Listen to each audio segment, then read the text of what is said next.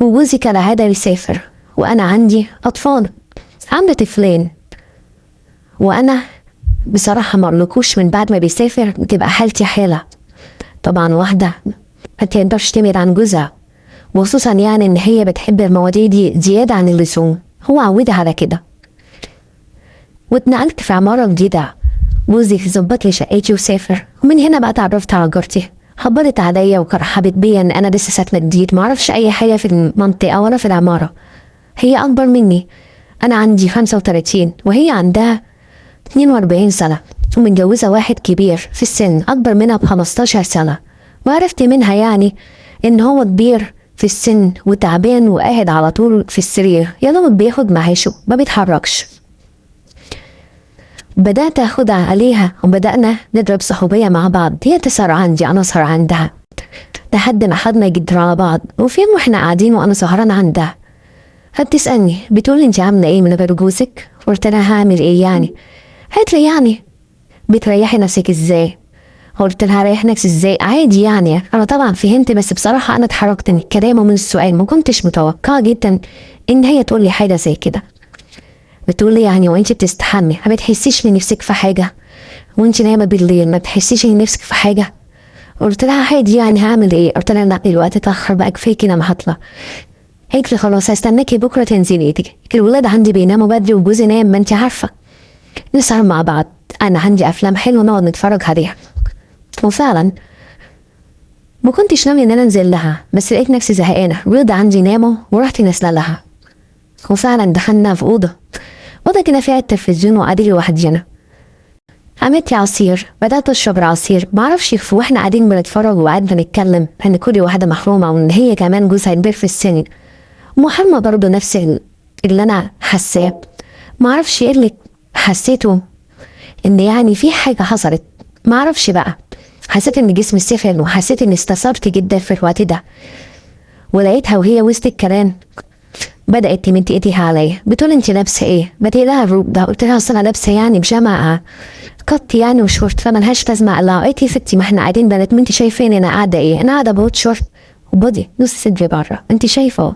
بس هي رايك حلو الطقم ده عليا، فاستغربت قلت لها حلو، امي يكون حلو فين جوزك؟ قالت لي لا انسي جوزي ده، انا بسالك انت. والموضوع والمواضيع والكلام بدأت تسهل لحد معرفش ايه اللي حصل. معرفش ايه اللي حصل لما لقيت الهدوم كلها مش عليا وانا وهي مع بعض على الكنبه. معرفش انا كنت مبسوطه ولا ايه، بس كل اللي انا فاكراه ان ما كنتش قادره اتحرك، بس كنت حابه الموضوع، كنت حابه وحاسه باحساس جميل قوي. وبعدها راحت ملبساني الروب والهدوم بتاعتي وقالت لي مالك ما تفوقي، نمت لغايه الصبح ما درتش براحه. لحد ما قمت الصبح وقلت لها ايه اللي حصل؟ قالت لي انت مش حاسه بحاجه؟ قلت لها لا انت من ساعه ما شربتيني وانا حرق، قلت فتح عيني بس انا مش عارفه في حاجات حصلت. قالت لي بس ايه رايك عجبك يعني الحاجات دي عجبتك؟ قلت لها يعني. وبعدين لما هذا الشيء انا لازم اطلع دلوقتي، وطلعت وانا مش قادره ورجلي مش شايلاني وطلعت. وقعدت افتكر ان هي فعلا فهمت معايا حاجات كتيره، يمكن اتبسطت ويمكن حسيت ان انا كنت مبسوطه. لكن من هنا قلت انا ما كنتش هنزل لها تاني. قابلتني في مره على السلم وقعدت يعني حسيت ان هي نفست عليها وقلت لها ما كانش صح اللي انت عملتيه ده. قالت لي ما ينفعش الكلام ده على السلم، بس تعالي. قلت لها لا انا ما كنتش هاجي عندك تاني، ايه اللي انت عملتيه ده ما يصحش. اكي ما كنتش مبسوطه، احنا الاتنين كنا محتاجين حاجه زي كده. الحاجات دي يعني مش شرط ان يبقى ليها رجاله، ايه المشكله يعني لما انا وانت نبقى مع بعض وجوزك مسافر وانا جوزي تعبان؟ ايه المشكله يعني؟ قلت لها لا انا ما كنتش هعمل حاجه زي كده تاني. قالت لي طب بس خشي. وراحت عامله لي كوبايه حاجه برضو اشربها وطلعت شقتي. بعدها بشويه حسيت ان جسمي مش طبيعي، حسيت ان في حاجه بتحطها لي بتخليني محتاجه الموضوع ده باي طريقه. بعد ما الولاد ناموا في الوقت اللي انا متعوده انزل لها فيه نزلت لها، وهيك على فكره انا كنت متعوده او كنت حاسه ان انت هتنزلي لي تاني. بس المره دي بقى كنت لابسه بطريقه غير المره الاولانيه خالص. المره دي كنت لابسه لها قميص على اللحم وفوقيه روب، يعني مفيش اي حاجه تاني. وقعدنا كيف انتي مالك زعلانه ليه؟ طب انا هوريكي فيلم الفيلم ده هيعجبك قوي، خدي شوفيه على التليفون بتاعي، تعرفي اني مش شرط في كل حاجه تبقى فيها رجاله. وراحت فاتحه لي فيلم وقالت لما اقوم نعمل حاجه نشربها. لقيت الفيلم ده بنات مع بعض، بدات اندمج في الفيلم وجسمي يسخن اكتر.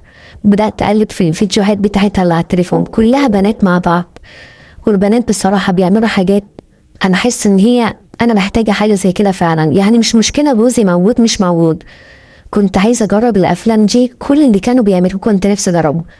ولقيتها جايبه لي حاجه، قلت لها انت جايبه ايه؟ قالت لي ايه يعني ما نشرب ونسكر ونتبسط كده؟ انا ما بشربش الحاجات دي يعني ما ينفعش. قالت لي يا ستي بره من نفسك، ما تعيشي كده مره، انت مالك مقفله على نفسك ليه؟ جوزك مسافر ومحرومه، خلينا نسهر مع بعض، وانا كمان زيك يعتبر جوزي مش موجود خالص. قلت لها بس الحاجات دي ما ينفعش، دي افلام. قالت لي لا يا حبيبتي الافلام دي حقيقه. قلت لها بس انا بصراحه انت جوزك جوه وولادك. قالت لي لا جوزي بياخد ادويه بتنيمه زي المقتول، ولادي بقفل عليهم بالمفتاح، يعني حتى لو صحيوا هيخبطوا عشان افتح لهم. خلينا احنا بس كل يوم او مره في الاسبوع او مرتين نجرب حاجه زي كده.